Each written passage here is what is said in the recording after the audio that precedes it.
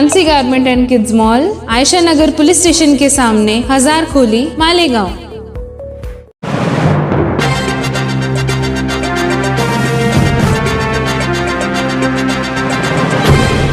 देखते रहिए the prime news Abdul Rahman के साथ।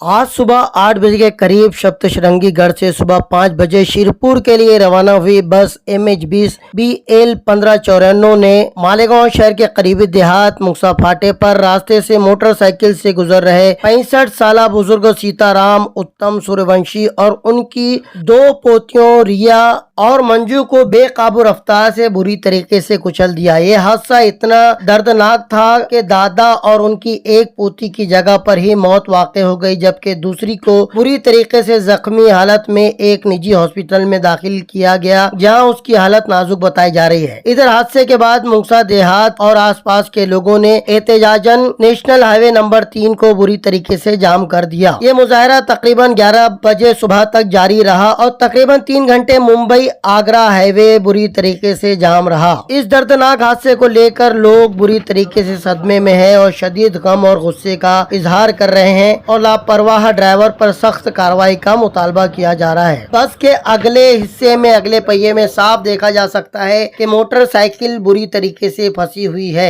बड़ी मुश्किल से लोगों को समझाकर बुझाकर एहतजाज खत्म करवाया गया और हाईवे पर दोबारा ट्रैफिक को बहाल किया गया।